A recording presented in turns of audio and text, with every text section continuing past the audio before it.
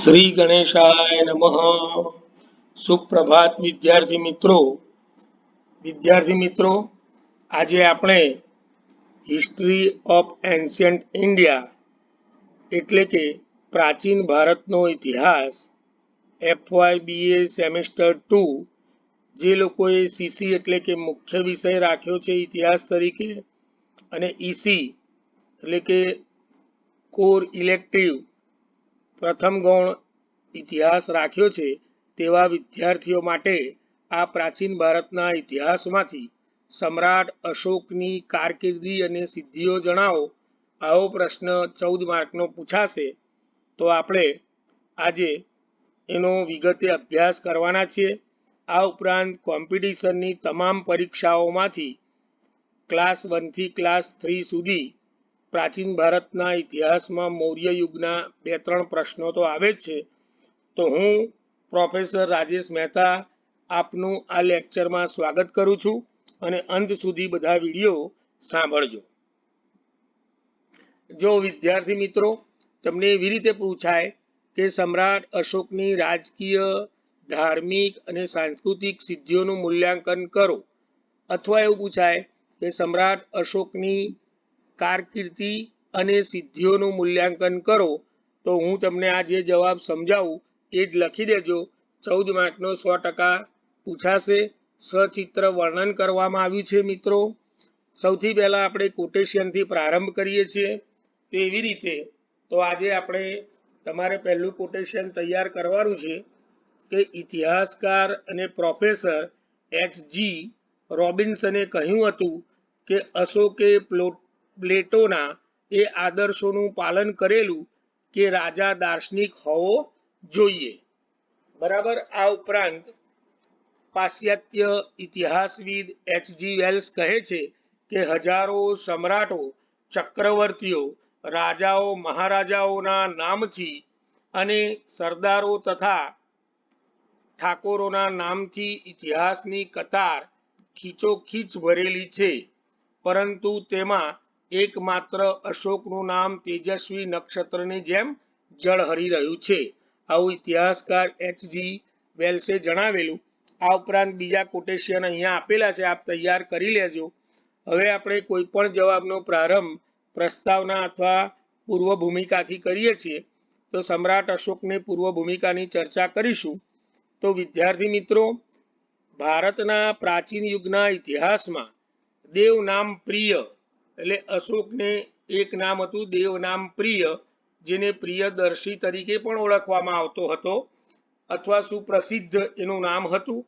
સમ્રાટ અશોકનું સ્થાન તેની વિશિષ્ટ કારકિર્દી તથા ઉદાત્ત ધર્મ ભાવના અને ભારતમાં ઉદ્ભવેલા બૌદ્ધ ધર્મના અને વિશ્વ ધર્મનું સ્થાન અપાવવામાં તેને કરેલું પ્રદાનના કારણે અમર બન્યું છે. તો સમ્રાટ અશોકના પિતાનું નામ બિંદુસાર હતું. બિંદુસારના સમય દરમિયાન જ એટલે કે બિંદુસારનું મૃત્યુ ઈસવીસન પૂર્વે 272માં થયું હતું. એ પહેલા સમ્રાટ અશોક એ તક્ષશિલા અને અવંતીનો સૂબો રહી ચૂક્યો હતો. એટલે એના પિતાની હયાતીમાં એટલે કે બિંદુસારના પિતાની હયાતીમાં જ સમ્રાટ અશોક તક્ષશિલા અને અવંતીના સૂબા તરીકે તેને કામ કર્યું હતું. ઈસવીસન પૂર્વે 272માં તેનું મૃત્યુ થયું એના પિતાજીનું. ત્યાર પછી તક્ષશિલામાં એ સમય દરમિયાન થયેલા બળવાને સફળતાપૂર્વક દબાવી દીધો સમ્રાટ અશોકે અને પોતાની શક્તિ તથા સામર્થ્ય અને નેતૃત્વ પૂરું પાડ્યું હતું. આ ઉપરાંત એને 4 વર્ષ મોડો રાજ્યાભિષેક થયો. એના માટે સિલોન એટલે કે શ્રીલંકામાંથી જે આપણને ઐતિહાસિક પુરાવાઓ મળ્યા છે તેની દંતકથા પ્રમાણે એવું કહેવામાં આવે છે કે સમ્રાટ અશોકે પોતાના મોટા ભાઈ, જેનું નામ છે યુવરાજ સુસીમ અને તિષ્ય, એવા કુલ એના 100 ભાઈઓ હતા અને એક બહેન હતી. એટલે કે કુલ 108 હતા એના સાવકા ભાઈ બહેનો, જેમાંથી યુવરાજ સુસીમથી તિષ્ય સુધીના 99 ભાઈઓની હત્યા કરી અથવા કરાવી અને કતલ કરાવી તે ગાદી ઉપર બેઠો હતો. ફક્ત ઇતિહાસકારો અને આ સિલોની દંતકથા પ્રમાણે એવું કહેવામાં આવે છે કે વીટ અશોકને જ તેને જીવતો છોડ્યો, સૌથી નાના ભાઈને. આમ ભાઈઓ વચ્ચે થયેલા વારસા વિગ્રહને જવાબદાર ગણવામાં આવે છે. શું જવાબદાર ગણવામાં આવે છે કે એ 4 વર્ષ પછી ગાદીએ કેમ બેઠો? એના પિતાના મૃત્યુ પછી, એટલે કે બિંદુસારના મૃત્યુ પછી. તો આમ બિંદુસારનું મૃત્યુ તો ઈસવીસન પૂર્વે 272 થયું હતું અને 4 વર્ષ પૂર્વે સમ્રાટ અશોકનો રાજ્યાભિષેક થયો હતો, એટલે કે ઈસવીસન પૂર્વે 269 એ નો રાજ્યાભિષેક થયો. હવે વિદ્યાર્થી મિત્રો, થોડી ચર્ચા એ પણ કરી લઈએ કે વાર્ષિક પરીક્ષામાં તથા કોમ્પિટિશનની એક્ઝામોમાં આમાંથી ઘણા બધા પ્રશ્નો પૂછાયેલા છે અને પૂછાય તેવી શક્યતા છે. તો એની આપણે વિગતે વાત કરીશું. તો સમ્રાટનું પૂરું નામ શું હતું અથવા કયા કયા નામથી ઓળખાતા હતા? તો રાજા પ્રિયદર્શી એટલે સમ્રાટ અશોક, દેવાનામ પ્રિય એટલે પણ સમ્રાટ અશોક, પ્રિયદર્શી એટલે પણ સમ્રાટ અશોક, એમ દેવતાઓના પ્રિય સમ્રાટ અશોક મૌર્ય.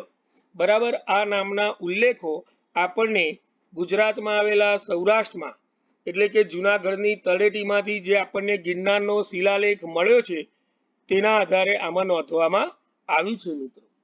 ત્યાર પછી સમ્રાટ અશોકનો જન્મ ક્યારે થયો હતો? જો આવું ખાલી જગ્યામાં પૂછાય તો તમારે લખવાનું છે કે ઈસવીસન પૂર્વે 304 એનો જન્મ થયો હતો. એની જન્મભૂમિ એટલે કે જન્મ ક્યાં થયો હતો જો એવું પૂછાય તો પાટલીપુત્રમાં પટણા મુકામે સમ્રાટ અશોકનો જન્મ થયો હતો. તેની મૃત્યુની તિથિ કઈ હતી? તો એનો જન્મ ઈસવીસન પૂર્વે 304 અને મૃત્યુ ઈસવીસન પૂર્વે 232 થયું હતું. આમ મૃત્યુનું સ્થાન કયું હતું? તો મૃત્યુનું સ્થાન પણ પાટલીપુત્ર પટણા, એટલે જન્મ ને મૃત્યુનું સ્થાન એક જ છે, એટલે તમને યાદ રાખવામાં સરળતા રહેશે મિત્રો. ત્યાર પછી એના માતા પિતાનું નામ પૂછાય તો એના પિતાનું નામ બિંદુસાર હતું. એનો પૌત્ર કોનો હતો અથવા એના દાદાનું નામ પૂછાય તો ચંદ્રગુપ્ત મૌર્ય જે હતો એનો પૌત્ર હતો અને ચંદ્રગુપ્ત મૌર્યનો દીકરો બિંદુસાર અને બિંદુસારનો છોકરો એટલે કે સમ્રાટ અશોક. એની માતાનું નામ, સમ્રાટ અશોકની માતાનું નામ ધર્મા હતું. બરાબર, અને એ કયા વંશના હતા એવું પૂછાય તો મૌર્ય વંશના હતા. ત્યાર પછી સમ્રાટ અશોકની જે પત્નીઓ હતી એને સૌપ્રથમ દેવી નામની રાજકુમારી સાથે લગ્ન કરેલા. પછી કૌરકીની સાથે તે પ્રેમમાં પડ્યો હતો, એની સાથે પણ લગ્ન કરેલા.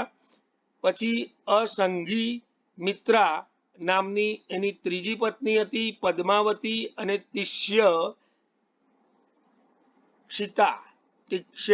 સીતા નામની, એટલે કે 5 તેની મહારાણીઓ હતી અથવા પટરાણીઓ હતી. તેને બાળકો કેટલા હતા? તો સમ્રાટ અશોકને મહેન્દ્ર એનો પુત્ર હતો, સંગમિત્રા એની પુત્રીનું નામ હતું, પછી ચારુમતી, પછી તિવર અને પુત્ર કૃણાલ. આમ કરી એને આટલા સંતાનો હતા. તેનો રાજ્યાભિષેક ક્યારે થયો હતો જો આવું પૂછાય તો ઈસવીસન પૂર્વે 269 ની અંદર તેનો રાજ્યાભિષેક થયો હતો.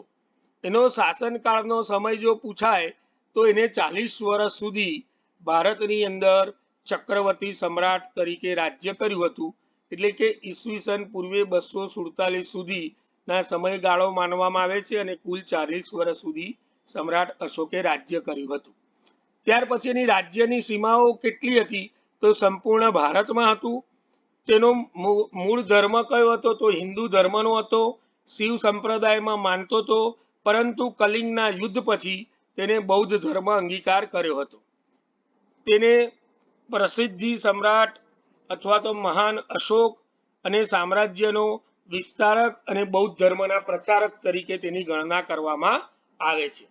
જો આ બીજા ચિત્રની અંદર સમ્રાટ અશોક ઉપગુપ્ત નામના બૌદ્ધ સાધુ પાસેથી બૌદ્ધ ધર્મની દીક્ષા લીધી હતી. આ એ તસવીર છે. પ્રથમ તસવીરની અંદર સમ્રાટ અશોકનું ચિત્ર છે અને આ સાચી ની અંદર બૌદ્ધ મઠ એમને જે સ્થાપેલો હતો એ નું ચિત્ર દર્શાવવામાં આવ્યું છે. એટલે શિલ્પ સ્થાપત્યના એના નમૂના પણ અહીંયા મેં બીજા ચિત્રો આગળ રજૂ કરેલા છે. તો વિદ્યાર્થી મિત્રો, સમ્રાટ અશોકની પત્નીઓનું નામ તો તમને કહી દીધું કે સમ્રાટ અશોકે કુલ 5 લગ્ન કર્યા હતા, જેમાં તેની રાણી કૌરવકી સાથે તેને પ્રેમ હતો અને તેની છેલ્લી પત્ની હતી. પ્રથમ પત્ની એની વિદિશાની મહાદેવી શાક્યકુમારી સાથે લગ્ન કર્યા હતા, એટલે એનું નામ દેવી અથવા તો મહાદેવી હતું. એની રાજકુમારી સાથે લગ્ન કરેલા વિદિશાની આ એની પ્રથમ રાણી હતી અને અંતિમ રાણી કૌરકી હતી. આ ઉપરાંત તેને પદ્માવતી અને અસંગી મિત્ર સાથે અને દેવી સાથે પણ લગ્ન કર્યા હતા. નંબર એનો પછીનો તમારો મુદ્દો આવશે કે સમ્રાટ અશોકની રાજકીય સિદ્ધિઓ. તો સમ્રાટ અશોકની જે રાજકીય સિદ્ધિઓ છે એની આપણે વાત કરીએ તો સમ્રાટ અશોકનો કબજો છેક ઉત્તર ભારતથી લઈ અને દક્ષિણમાં મૈસૂર સુધી, જ્યારે તમિલનાડુ, કેરળ, શ્રીલંકાને પણ મૌર્ય સામ્રાજ્યમાં ભેળવી દેવા અથવા લાવવા તે માંગતો હતો, પરંતુ એમ કરવામાં તે સફળ થઈ શક્યો ન હતો. સમ્રાટ અશોક એક કઠોર રાજા હતો, એટલે એને ચાંડાલ અશોક તરીકે પણ ઓળખવામાં આવતા.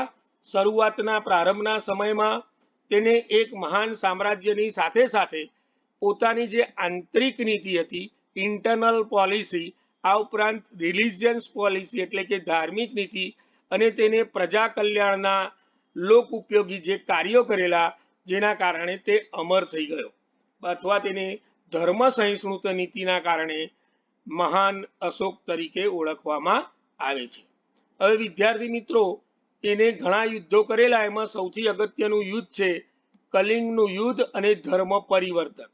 એટલે રાજકીય સિદ્ધિઓની અંદર પહેલો મુદ્દો તમારે લખવાનું છે કે સમ્રાટ અશોકનું કલિંગનું યુદ્ધ.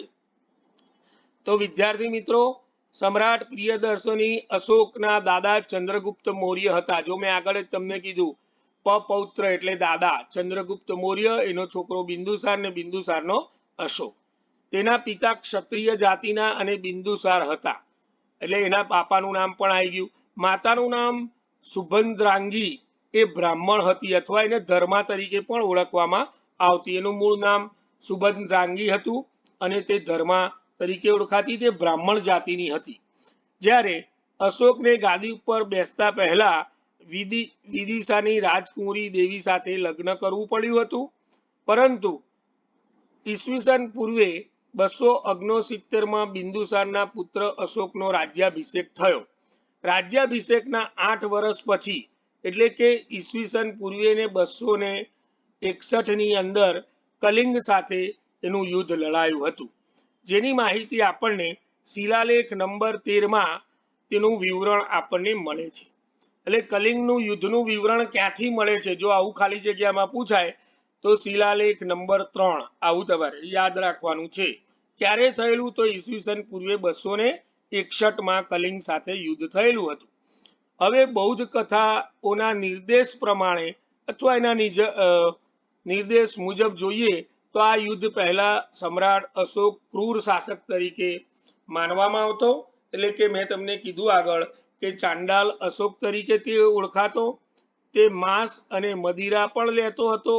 તે નાચ ગાન એટલે નૃત્યની મહેફિલો, ગાન અને શિકારમાં પણ રસ રહેતો હતો, એટલે કે મદિરા પાન કરતો, મીઠ ખાતો, નૃત્યની મહેફિલોમાં રચ્યો પચ્યો રહેતો હતો, સંગીતની અંદર રચ્યો પચ્યો રહેતો અને જુટ્ટુ રમવા જતો. ધેટ મીન્સ કે તે શિકાર કરવા જતો હતો. કલિંગ ક્યાં આવેલું છે, જો આવું પણ પૂછાયેલું છે પરીક્ષામાં, તો હાલના ઓડિશા, એનું નામ પ્રાચીન ભારતમાં કલિંગ તરીકે હતું. તો કલિંગ એ હાલનું ઓડિશામાં તે સમયે યુદ્ધ તેના જીતવામાં મહાન પરિવર્તન કર્યું હતું. નંદો એટલે કે નંદ વંશનો રાજા, જે અંતિમ રાજા ધનનંદનો વંશ હત્યા કરી અને એ વંશને નાશ કરી એના દાદા ચંદ્રગુપ્ત મૌર્યએ first historical empire of India એટલે કે પ્રાચીન ભારતનું સૌથી પહેલું ઐતિહાસિક સામ્રાજ્યની સ્થાપના કરી હતી. હવે નંદોના સમયમાં શું થયેલું કે કલિંગ મગધ સામ્રાજ્યનો એક ભાગ હતો, પરંતુ ત્યારબાદ તેને આ રાજ્યએ સ્વતંત્રતા થઈ ગયું હતું, એટલે સ્વતંત્રતા મેળવી લીધી હતી.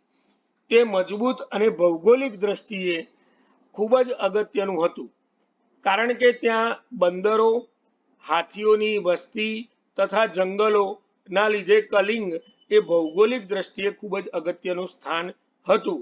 એટલે સમ્રાટ અશોકને એવું લાગ્યું કે અમારા બાપ દાદા વખતે આ અમે જીતી લીધેલું હતું, પરંતુ તે સ્વતંત્ર થઈ ગયું. આનું ભૌગોલિક સ્થાન, ભૌગોલિક સ્થિતિ પણ બહુ સારી છે, આર્થિક સમૃદ્ધિ છે, પરંતુ સૌથી અગત્યની બાબત કે તેને સ્વતંત્રતા પ્રાપ્ત કરેલી, એટલે કલિંગને પોતાની સ્વાધીનતામાં લાવવા માટે સમ્રાટ અશોકે કલિંગ સાથે યુદ્ધ કર્યું હતું.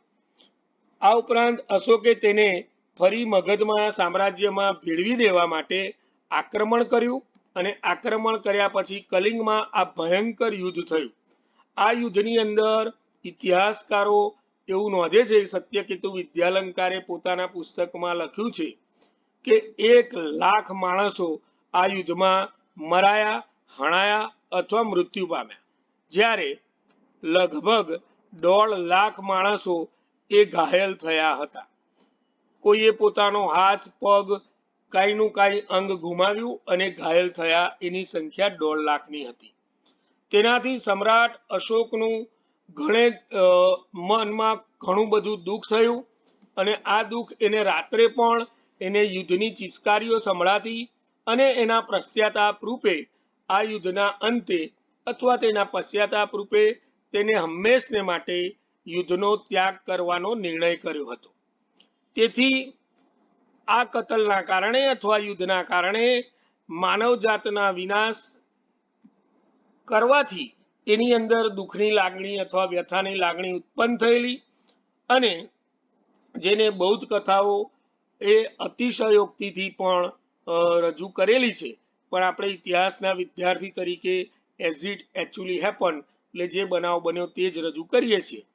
આ ઉપરાંત ત્યાર પછી તે એક વખત વેશ પલટો કરી અને નીકળેલો, ત્યારે એને બૌદ્ધ ભિક્ષુકોનું ટોળું મળેલું. ત્યારે એને કીધેલું કે ભાઈ મને શાંતિ મળતી નથી. ત્યારે ઉપગુપ્તે જે સંદેશો આપેલો કે કોઈને યુદ્ધ દ્વારા નહીં, પરંતુ પ્રેમ અને શાંતિ દ્વારા જ જીતી શકાય છે પોતાના મનને પણ, ત્યારે ઉપગુપ્ત નામના, આ ખાસ યાદ રાખજો, આ પૂછાયેલું છે કે ઉપગુપ્ત નામના બૌદ્ધ સાધુ પાસેથી સમ્રાટ અશોકે દીક્ષા લીધી, અને એના ભાષણથી પોતાનું હૃદય શાંત થયું, અને બૌદ્ધ ધર્મની તેને દીક્ષા લઈ અને બૌદ્ધ ધર્મ અંગીકાર કર્યો હતો, અને પ્રાણીઓ તરફ પણ તેને પ્રેમ આપવાનું પોતે ઉપગુપ્તને વચન આપ્યું હતું. ઓકે, તો વિદ્યાર્થી મિત્રો, એના માટે ડોક્ટર આર.કે. મુકર્જી એટલે કે ડોક્ટર રાધાકુમુદ મુકર્જી એ પોતાના પુસ્તકમાં લખે છે કે યુદ્ધના ભયંકર નરસંહારથી, એટલે કે માનવ સંહાર, નર સંહાર ધેટ મીન્સ માનવ સંહાર, યુદ્ધના ભયંકર નરસંહારથી સમ્રાટ અશોકને અસીમ વેદના થઈ હતી. એટલે ખૂબ જ વેદના એટલે દુઃખ થયું હતું મનમાં. તેનું મન એ પશ્ચાતાપથી એટલું બધું ભરાઈ આવ્યું કે તેને હંમેશને માટે યુદ્ધ તિલાંજલિ આપી દીધી, અને તેને અહિંસાનો માર્ગ અપનાવ્યો હતો. એટલે કે અહિંસા પરમો ધર્મ નો સિદ્ધાંત એને બૌદ્ધ ધર્મમાંથી પ્રાપ્ત કર્યો, જે જૈન ધર્મનું પણ એ સિદ્ધાંત છે. તો આવું કોણ લખે છે? ડોક્ટર રાધાકુમુદ મુકર્જી, અથવા એને આપણે આર.કે. મુકર્જી તરીકે ઓળખીએ છીએ. આ કોટેશન ખાસ તૈયાર કરી નાખજો મિત્રો. ફરીથી કહું છું કે યુદ્ધના ભયંકર નરસંહારથી સમ્રાટ અશોકે ના મનમાં અસીમ વેદના થઈ, અને તેનું મન પશ્ચાતાપથી એટલું બધું ભરાઈ આવ્યું કે તેને હંમેશને માટે યુદ્ધને તિલાંજલિ આપી અને અહિંસાનો માર્ગ અપનાવ્યો હતો. ટૂંકમાં કહીએ તો તેને શસ્ત્રોનો ત્યાગ કર્યો, એટલે કે શસ્ત્રો ત્યજી દીધા, અને ધર્મશાસ્ત્રો એટલે કે શાસ્ત્રોને સ્વીકાર્યા. ધર્મશાસ્ત્રો ધેટ મીન શસ્ત્રોનો ત્યાગ કરી અને શાસ્ત્રો સ્વીકાર્યા. પરિણામે સમ્રાટ અશોક એ બૌદ્ધ ધર્મનો બહુ મોટો ઉપાસક થયો. એટલે પહેલા હિન્દુ ધર્મ શૈવ સંપ્રદાયમાં માનનારો વ્યક્તિ હવે બૌદ્ધ ધર્મનો ઉપાસક બને છે. આમ તેનું હૃદય પરિવર્તન થયું અને કલિંગના યુદ્ધે સમ્રાટ અશોકના જીવનમાં મોટો પલટો આણ્યો હતો. તેણે હંમેશને માટે યુદ્ધ છોડી દીધું. એટલું જ નહીં પરંતુ ધીમે ધીમે પોતાના સમગ્ર રાજ્યમાં પ્રાણીઓની હિંસા ઉપર પણ પ્રતિબંધ લાદ્યો, એટલે કે બંધ કરાવ્યા. એને આરોગ્ય માટેના પણ કામ કર્યા. આ ઉપરાંત અયોગ્ય જે ઉત્સવો ઉજવાતા હતા, શિકારો કરવા લોકો જતા હતા, મેળાઓ ભરાતા, એ વખતે જુગાર ને બધું રમવાતું, મદિરા પાન પીવામાં આવતું, આ બધું બંધ કરાવી અને ધાર્મિક તહેવારોની ઉજવણી શરૂ કરી અને અનેક લોકહિતના કાર્યો કર્યા, જે હવે આપણે વિગતવાર ચર્ચા કરીશું. પરંતુ સમ્રાટ અશોકના શિલાલેખમાં એમ જણાવવામાં આવ્યું છે કે સાચો વિજય એ શસ્ત્રોનો નહીં પરંતુ ધર્મનો હોવો જોઈએ. અર્થાત યુદ્ધ દ્વારા એ સાચો વિજય પ્રાપ્ત કરી શકાતો નથી, પરંતુ પ્રેમ અને ધર્મ દ્વારા જ લોકોને આપણે પ્રાપ્ત કરી શકીએ છીએ, લોકોના હૃદયમાં સ્થાન પ્રાપ્ત કરીએ છીએ. ત્યાર પછીનું એની બીજી રાજકીય સિદ્ધિઓની વાત કરીએ તો પર રાજ્યો સાથેનો સંબંધ અર્થાત વિદેશ નીતિ. સમ્રાટ અશોકની જે વિદેશ નીતિ છે એમાં સમ્રાટ અશોકના જીવનમાં કલિંગના યુદ્ધ બાદ પોતાના સામ્રાજ્યવાદી નીતિ અર્થાત વિદેશ નીતિમાં તેને પરિવર્તન લાવ્યું અને કલિંગના યુદ્ધ પછી તેને લડાઈઓ બંધ કરી દીધી અને ભારતની ઉત્તર પશ્ચિમ સરહદમાં આવેલા ગ્રીક રાજ્યો સાથે તેને મિત્રાચારી ભર્યા સંબંધો વિકસાવ્યા. આ ઉપરાંત પૂર્વની સરહદ પર આવેલા સરહદી રાજ્યોને પણ સ્વતંત્ર રહેવા દીધા અને ત્યાર પછી દક્ષિણના રાજ્યો, ખાસ કરીને વાત કરીએ જો પશ્ચિમના કયા, તો પશ્ચિમના ગ્રીક રાજ્યોની સાથે મિત્રચારી ભર્યો સંબંધ બાંધ્યો. પૂર્વના કયા રાજ્યો, તેના સરહદી જે રાજ્યો હતા નાના નાના, એ લોકોને સ્વતંત્ર રહેવા દીધા. જ્યારે હવે દક્ષિણની વાત કરીએ તો ચોલ રાજ્ય, પાંચાલ રાજ્ય, કેરળ વગેરે જોડે પણ તેને યોગ્ય સંબંધો બાંધ્યા હતા, એટલે કે મિત્રાચારી ભર્યા સંબંધો બાંધ્યા હતા.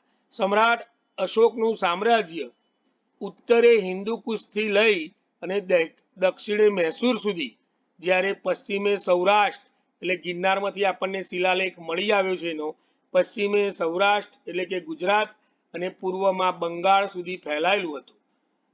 કલ્હણ એટલે ઇતિહાસકાર કલ્હણ, જેને કાશ્મીરનો ઇતિહાસ લખ્યો છે, તે કલ્હણ અને યુએન સાંગ ના જે વિધાન મુજબ કહીએ તો, એટલે તેઓ પોતાના નોંધની અંદર વિવરણ નોંધમાં લખ્યું છે કે કાશ્મીર એ મૌર્ય સામ્રાજ્યનો એક ભાગ હતો.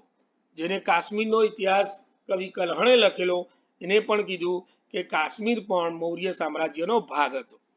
એટલે કે અશોકે કલિંગ તો જીત્યું હતું, પરંતુ તેને જો ધાર્યું હોત તો દક્ષિણના બંગાળ અને કલિંગની સરહદે આવેલા રાજ્યો પણ જીતી શક્યો હોત, પરંતુ તેને એમ ન કર્યું અને એને લોક ઉપયોગી કાર્યો કર્યા હતા.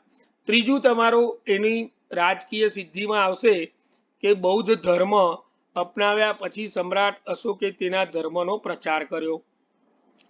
તો વિદ્યાર્થી મિત્રો, ખાસ કરીને તમારે આમાં યાદ રાખવાનું છે, તેને ધર્મ ભારતના દરેક ખૂણામાં તો ખરું જ, આ ઉપરાંત એને વિદેશ સુધી પણ બૌદ્ધ ધર્મનો પ્રચાર કર્યો. એનું યોગદાન બહુ જબરજસ્ત છે એની અંદર.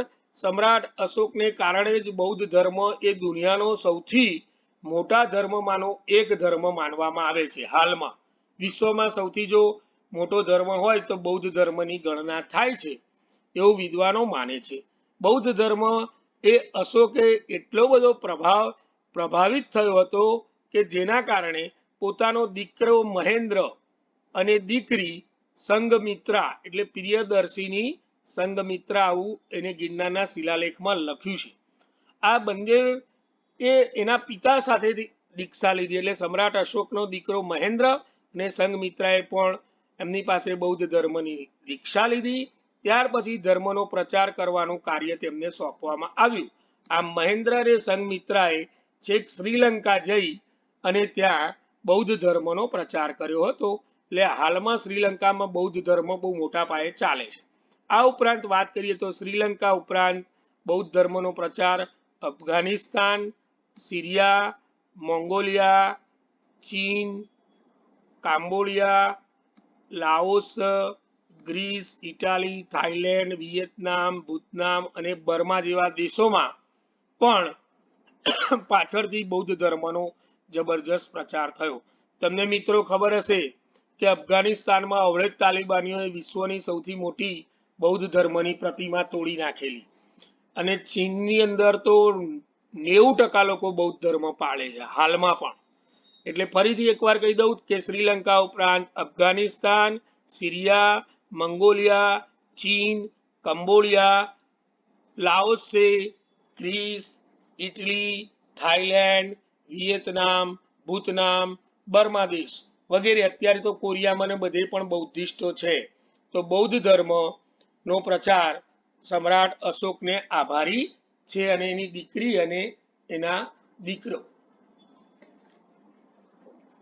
ચોથો તમારે એનો મુદ્દો આવશે અશોકના સ્તંભો.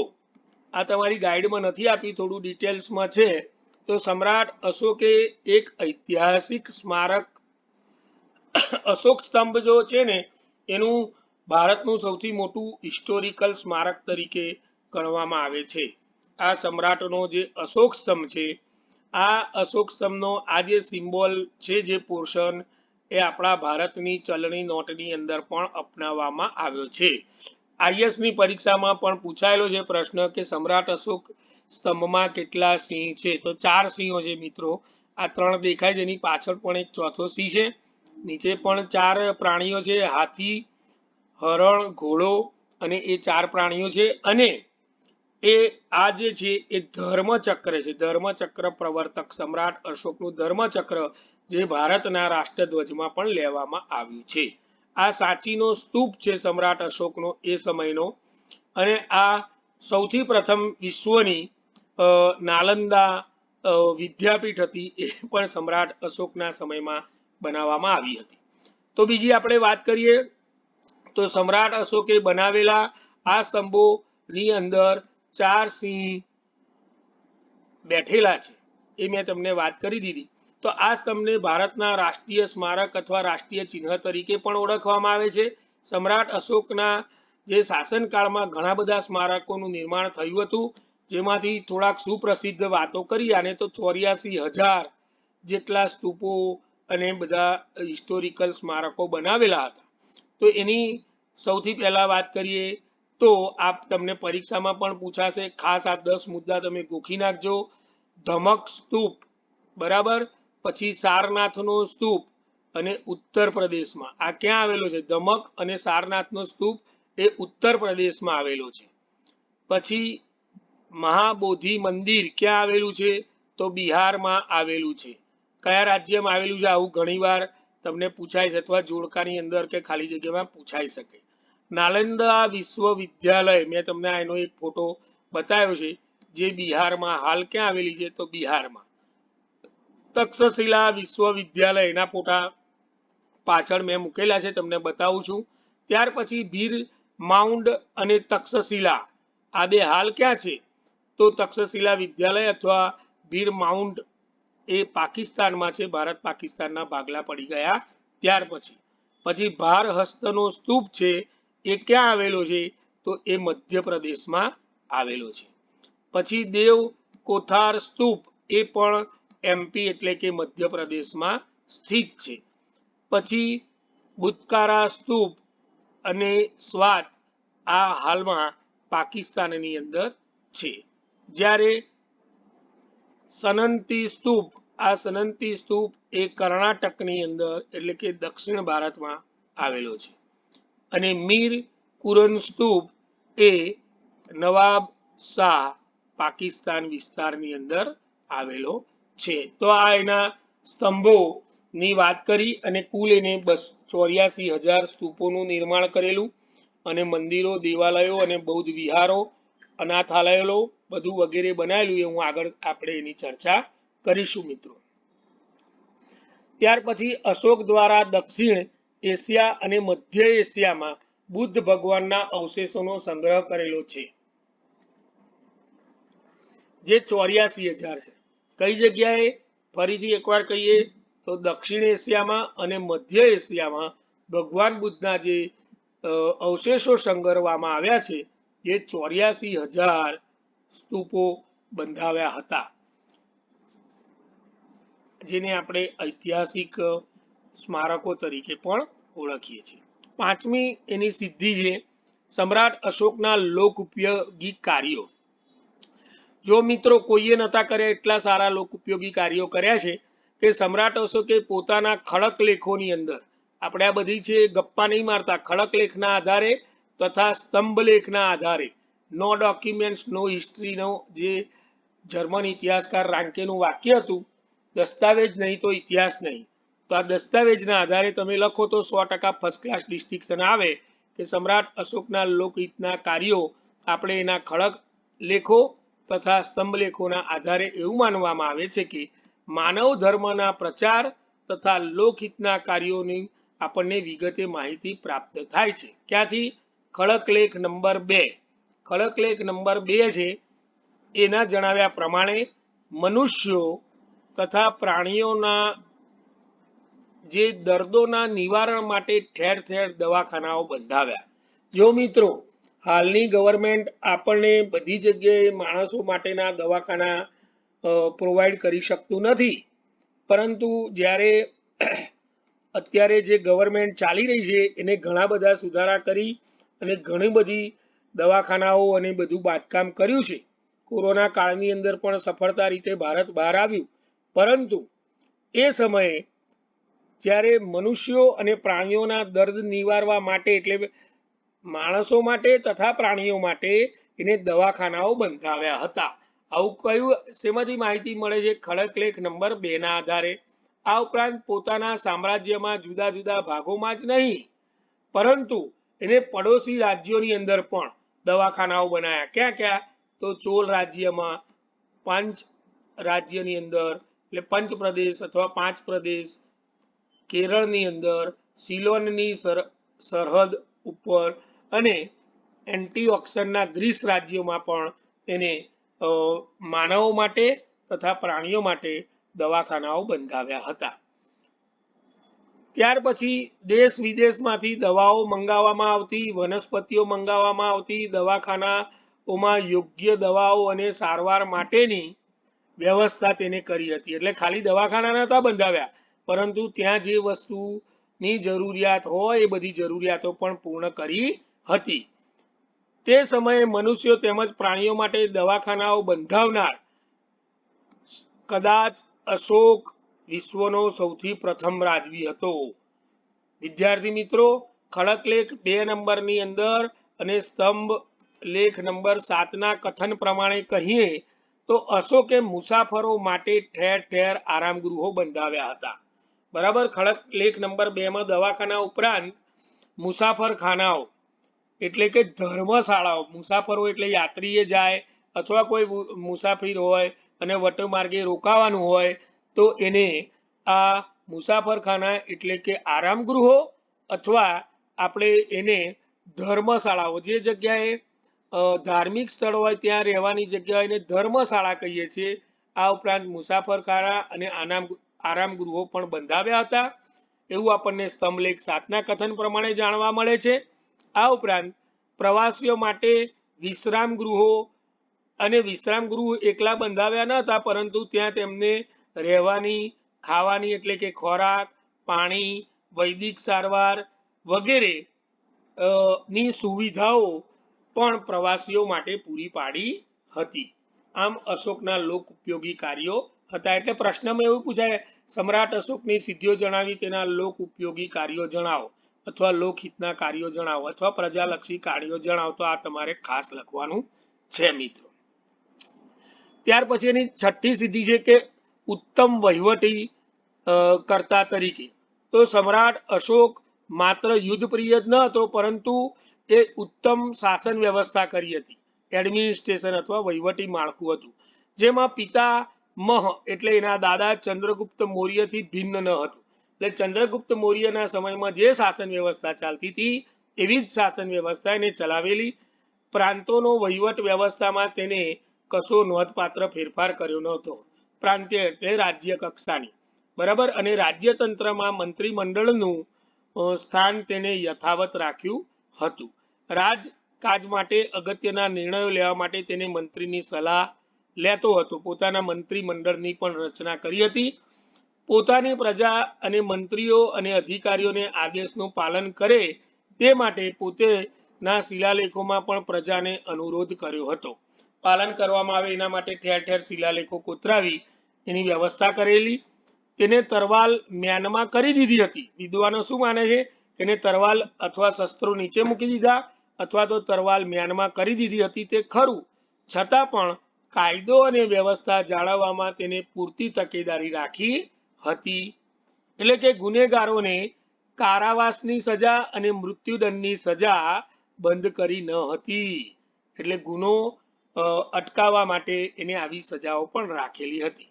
અલબત્ત કેદીઓ પ્રત્યે તેને માયાળુ વર્તન દાખવ્યું હતું અને મૃત્યુદંડની સજા પામેલા વ્યક્તિઓ માટે પણ તે પ્રાર્થના કરવામાં આવતી હતી.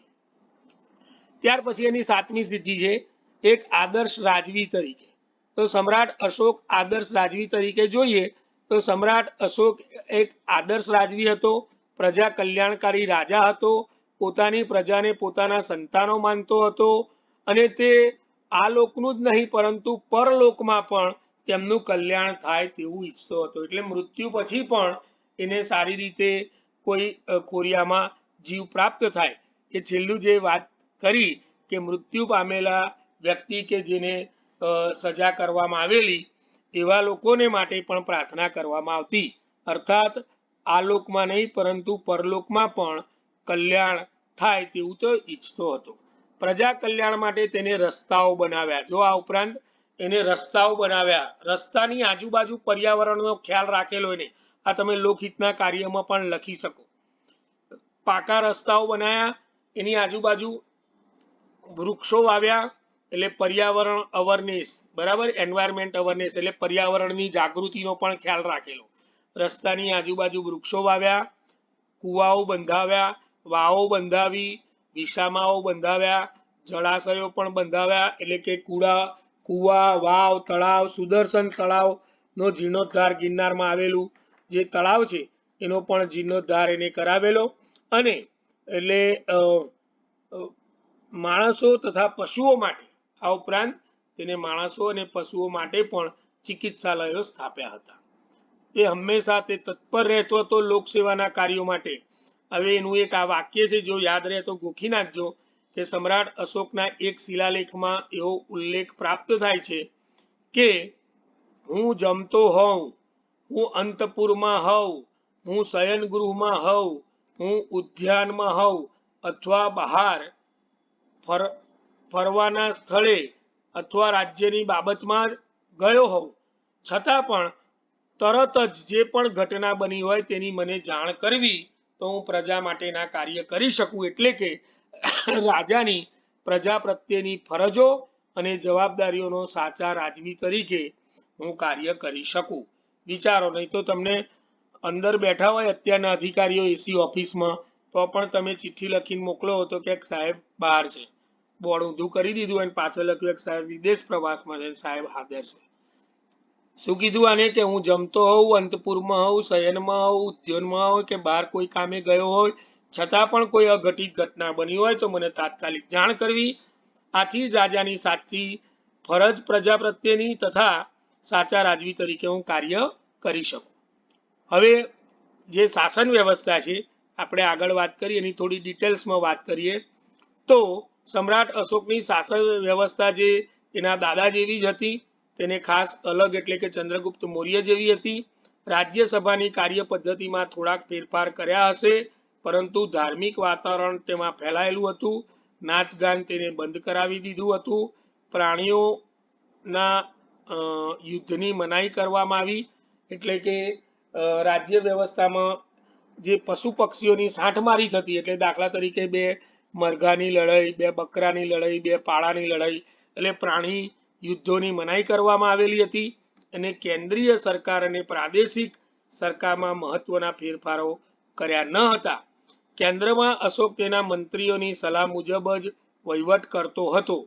એટલે તમે ઉત્તમ વહીવટ કરતા સમ્રાટ અશોકની શાસન વ્યવસ્થા બે ભેગી કરીને લખી શકો છો મિત્રો, પરંતુ મેં તમને યાદ રહે એટલે બે અલગ મુદ્દા કરેલા છે. તો અશોક એ પ્રજાને પોતાની મંજૂર કરેલા મંત્રીઓના આદેશનું જ પાલન કરવા માટેનો કહેતો હતો, અથવા પાલન કરવા માટે ખડક લેખોમાં પણ અનુરોધ કરેલો છે. હવે એને છે ને પોતાના સામ્રાજ્યના મુખ્ય 4 પ્રાંતો કરી દીધેલા. યાદ રાખજો, આ ઘણી બધી વાર ખાલી જગ્યાને જોડકામાં પૂછાયેલું છે. એક ઉત્તરાપથ, તો એની રાજધાની કઈ છે આવું પૂછાય ખાલી જગ્યામાં, તો તમારે લખવાનું છે તેની રાજધાની ઉત્તરાપથની તક્ષશિલા. કલિંગની રાજધાની કઈ, તો તોસલી. અવંતીની રાજધાની તો ઉજ્જૈન, એ અવંતીની રાજધાની હતી. અને દક્ષિણાપથની સુવર્ણગીરી હતી. એટલે એને પોતાના સામ્રાજ્યને 4 ભાગમાં વહેંચી દીધેલું. સરળ શબ્દોમાં કહીએ તો ઉત્તરાપથ એટલે ઉત્તર ભારતનો પ્રદેશ, એની રાજધાની તક્ષશિલા. કલિંગ એટલે ઓરિસ્સા વાળો વિસ્તાર, એની રાજધાની તોસલી હતી. જ્યારે અવંતી જે પ્રદેશ હતો એની રાજધાની ઉજ્જૈન હતી. અને દક્ષિણાપથ એટલે દક્ષિણ બાજુનો જે વિસ્તાર હતો એની રાજધાની સુવર્ણગીરી હતી મિત્રો. ત્યાર પછી તેના મુખ્ય અધિકારીઓની વાત કરી રાખીએ. બીજા આના પછીનો વિડીયો મૌર્ય યુગનું વહીવટી તંત્રમાં આની બધી ડિટેલ્સમાં વાત કરીશું. તો જેના મુખ્ય અધિકારીઓ હતા ધર્મ મહામાત્ર, ત્યાર પછી રાજુક નામના જે મંત્રી હતા, રાજુક પછી પ્રાદેશિક, પતિવેદક, ગગન, પછી પાલિલેશમ, ભૃજ ભૂમિકા અને અંત મહામાત્ર. આમ કરી અને એને 8 વિભાગ પાડ્યા હતા. ટૂંકમાં કહીએ તો ધર્મ મહામાત્ર હતા એ રાજ્યમાં ધર્મ મહામાત્ર નામના અમલદારની જે નિમણૂક કરેલી હતી એને ધાર્મિક નીતિ અને સદાચારનું પાલન કરાવવાનું હતું. જ્યારે એના પછી રાજુક છે એ પ્રાંતનો અધિકારી હતો. એની નિમણૂક હતી તે ની સત્તા એ પ્રાંતના સુબા જેવી હતી, એનાથી ઓછી ન હતી. પ્રજાના સુખ દુઃખ માટે આ રાજુક તત્પર રહેતો. ત્યાર પછી પ્રાદેશિક જે છે એ પ્રાદેશિકની અંદર એ પોતાના તાબા હેઠળ પ્રદેશોમાં મહેસૂલ ઉઘરાવનાર અધિકારી હતો. પ્રાદેશિક એટલે કોણ? 3જા નંબરનો, તો તમારે યાદ રાખવાનો મહેસૂલ અધિકારી. પ્રતિવેદક એટલે કે આ જાસૂસ ખાતું હતું. આ જે 4થા નંબરનું છે પ્રતિવેદક, એ જાસૂસ હતું. ત્યાર પછી ગગન એટલે હિસાબ ખાતાનો અધિકારી, નંબર 5. નંબર 6 ની અંદર તમારે છે પાલિક ક્લેશ, તો એની અંદર આરોગ્ય અને સતામણીના કેસો હોય એ બધા એને દેખરેખ રાખવાની હતી અને તેને અંકુશ રાખવાનો અધિકાર એનામાં હતો. આપણે બધી વિગતવાર બીજા વિડીયોમાં કહીશું. મેં તમને મુખ્ય બાબત કીધી.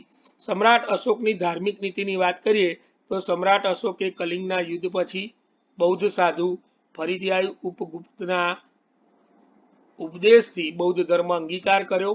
એટલે ઉપગુપ્તે એને પોતાના શિષ્ય બનેલા અને એની પાસેથી દીક્ષા લીધેલી અને બૌદ્ધ ધર્મને રાજ્ય ધર્મ તરીકે જાહેર કર્યો. પરંતુ પ્રજાને ફરજિયાત પાડવા માટે એને જોર કર્યું ન હતું. તેને ધર્મ સહિષ્ણુતા નીતિ પણ અપનાવેલી હતી. જેને જે ધર્મ પાળવો હોય તે પાળવાનો અધિકાર હતો. અને ભારતમાં જ તે પળાતો હતો બૌદ્ધ ધર્મ એવું ન હતું. પરંતુ અશોકના પ્રયત્નોના પરિણામે એ ધર્મ છે એશિયાનો મહાન ધર્મ બની ગયો અને સામ્રાજ્યના જુદા જુદા ભાગોની અંદર પણ બૌદ્ધ ધર્મનો પ્રચાર કર્યો. એના માટેના સિદ્ધાંતો કોતરાવ્યા તેના શિલાલેખોની અંદર. અને ધર્મ અને નીતિના પ્રચાર માટે તેને ધર્મ મહામાત્ર નામના અમલદારની નિમણૂક કરી હતી. અશોક દર 5 વર્ષે એ ધર્મ સભા બોલાવતો હતો. દરેક ધર્મના લોકોને બોલાવી અને ધર્મ સભા બોલાવવામાં આવતો. એટલે કે ધર્મ સહિષ્ણુતા નીતિ અખત્યાર કરેલી. અને આ અધિકારીઓ સાથે ધર્મ કાર્યોની આલોચના પણ કરતો હતું. ત્યાર પછી સમ્રાટ અશોકના સમયનું સ્થાપત્ય અથવા શિલ્પ. તો સમ્રાટ અશોકના સમયમાં શિલ્પ સ્થાપત્યના નમૂનાઓ તૈયાર કરવા માટે તેને સ્તૂપો, વિહારો, સ્મારકો, દવાખાના, બધું જે તમને આગળ બોલી ગયું બધું આમાં લખી કાઢવાનું. 84,000 જેટલા સ્તૂપ બનાવેલા, તેના શિલાલેખો અને સ્તૂપો બંધાવેલા. બૌદ્ધના ધર્મ એટલે બૌદ્ધ લોકોના માટે એને વિહારો બંધાવેલા, ચૈત્યો બંધાવેલા બૌદ્ધ ભિક્ષુકોને રહેવા માટેના. ત્યાં ડોક્ટર આરસી મજુમદાર પોતાના ગ્રંથની અંદર કહે છે, ડોક્ટર આરસી મજમુદાર શું કહે છે કે ભારતીય શિલ્પ સ્થાપત્યનો ઇતિહાસ એ વાસ્તવિક રીતે અશોકના સમયથી જ શરૂ થાય છે. અને અશોકે પોતાની શું કરેલું? તો અશોકે પોતાની માન્યતાઓ તથા આદેશો આપવા માટે પથ્થર ઉપર શિલાલેખ કોતરાવ્યા હતા. આ એક કોટેશન લખી દેશો તો બધું, અને આગળ જે કીધું છે બધું લખી દેવાનું આમાં, કે ડોક્ટર આરસી મજમુદાર જણાવે છે કે ભારતીય શિલ્પ સ્થાપત્યનો ઇતિહાસ એ વાસ્તવિક રીતે અશોક સમયથી જ શરૂ થાય છે. અને પછી વિહારો ને સ્તૂપો ને અનાથાલયો ને આરામ ગૃહો ને બધું લખી દેવાનું, રસ્તાઓ બંધાવ્યા એ બધું. ત્યાર પછી અશોકનું ઇતિહાસમાં સ્થાન અને મૂલ્યાંકન. તો સમ્રાટ અશોક એક એવો રાજા હતો કે જેને ઉપકારક, આ ઉપરાંત ધાર્મિક, લોકહિતકારી રાજાશાહીનો ઉત્તમ નમૂનો પૂરો પાડ્યો છે. સમ્રાટ અશોક એ સંત બન્યો હતો. રાજામાંથી એક સમ્રાટમાંથી સંત બની ગયો એવું લોકો માને છે. છતાં પણ તે રાજા તરીકેની ફરજો બજાવી હતી એ ક્યારેય તે ભૂલ્યો ન હતો. તેને કાનૂની તેમજ આધ્યાત્મિક કાયદાઓ તરફ લોકોનું ધ્યાન દોર્યું હતું. આ ઉપરાંત તેના લેખોના કથન અનુસાર એમ કહી શકાય કે જનાનખાનામાં હોય કે રસોડામાં હોય, તે બહાર હોય કે અંદર હોય, પરંતુ પ્રત્યેક પ્રજાએ પોતાનું દુઃખ અને ફરિયાદ તેની પાસે કરવાની છૂટ હતી. આગળ મેં તમને આ વાક્ય કીધું, એનું મૂલ્યાંકન કરતા ફરીથી લખી શકો છો. આ ઉપરાંત વિજેતા તરીકે શસ્ત્ર ત્યાગ કરનાર કદાચ તે વિશ્વનો સૌથી પ્રથમ રાજવી હશે. અને ઇજિપ્તના રાજા ઇબનારને ઈસવીસન પૂર્વે 1375 એટલે કે અશોક પહેલા લગભગ 1100 વર્ષ પહેલા ધર્મ સુધારણાનો પ્રયત્ન કરેલો, પરંતુ અર્ધજ્ઞ પ્રયત્ન કરેલો હતો. એટલે આનાથી ઓછા પ્રયત્નો અથવા અડધા કર્યા હતા એવું માને છે વિદ્વાનો. તેમાં સહિષ્ણુતા અને અયોગ્ય દ્રષ્ટિનો અભાવ હતો, જ્યારે ભારતના સમ્રાટ અશોકની અંદર ધર્મ સહિષ્ણુતા નીતિ હતી. મિત્રો, પરિણામે તે નિષ્ફળ નીવડ્યો હતો. કોણ? ઇજિપ્તનો રાજા.